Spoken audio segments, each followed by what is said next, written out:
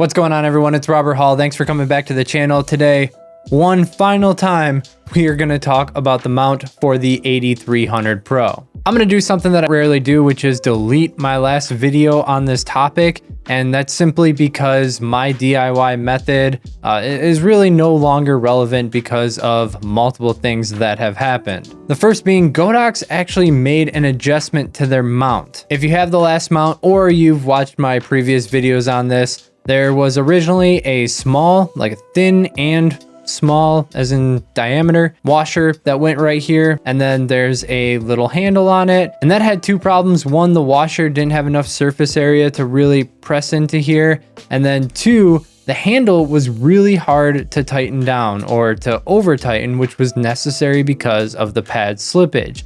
Now in my last video I showed you my really goofy way of solving that by putting sandpaper on the inside. And like I said in that video, I didn't expect that to be a permanent fix, although it did hold up temporarily. But now Godox has changed the parts on this mount. So we have a larger and thicker washer that goes right there.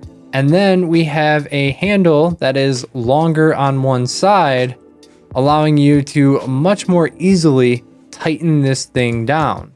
Now these two things alone did solve the problem, because when I put them on with their stock blue pad that would go on the inside of here, there was no issue with the 33-inch softbox. Problem solved, right? Sort of. While this does solve the problem for that 33-inch softbox, there are going to be people out there who want to use the Bowens adapter on the front of it. And for that, if you put anything larger than that 33-inch softbox, I think you're going to run into the same issues. So I finally got a replacement pad for the center of this, and I'm going to link below the only place that I found this pad, although apparently some people are able to find these things at hardware stores. I swear, I searched everywhere, but I did the guy thing and I didn't ask anybody where something like this may be. So it's probably in there somewhere if you want to find it. But I replaced the blue pad that is normally in here with a rubber gasket of roughly the same dimensions.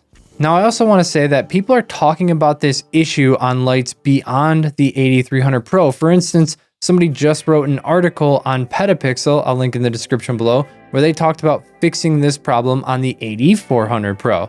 So I think it's safe to say that blue pad just isn't really cutting it for a lot of people, especially when they're using these larger modifiers. I was able to buy one of these black washers of the same thickness and the same diameter, roughly the same diameter. I think it's like 1 millimeter or 2 millimeters short, and it's a perfect fit. I didn't even have to cut it like the guy in the Petapixel article did. I just slide it right over the little part in the center there, and it takes its place perfectly.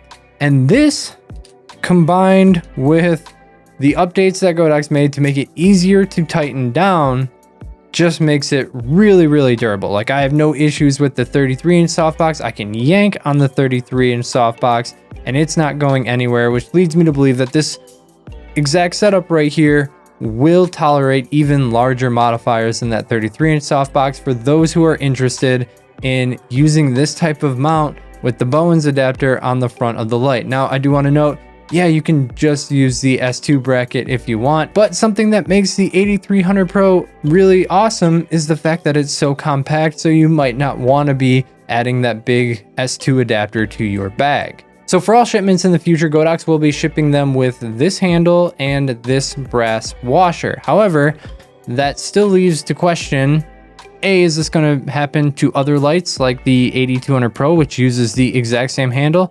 I don't know. I'm not sure. There's really nothing to mount directly to that AD200 Pro that would require something to be a little bit more heavy duty than the one with the blue pad and the smaller handle. So I'm not sure if they're going to be switching it on there, but maybe they want to reduce the amount of parts that they're making, so they'll just switch it on everything. But the bigger question is, what happens to everybody who has already ordered this and is already stuck with the original mount?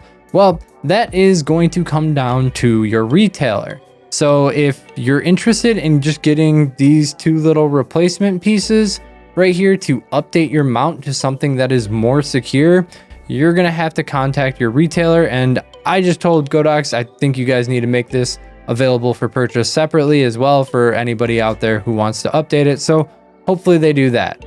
So if you're interested in replacing this, contact your retailer, see what they're doing, see if they're replacing it, or if you can at least buy this. I'm sure it's going to be rather cheap to buy this and upgrade your handle so that it works appropriately and can handle the AD300 Pro. But I personally believe the retailer should be replacing these for us, just so that this AD300 Pro can now tolerate that 33-inch modifier. But props to Godox for the quick fix on this, because it just wasn't cutting it with the original design. That's it. Deleting the old video.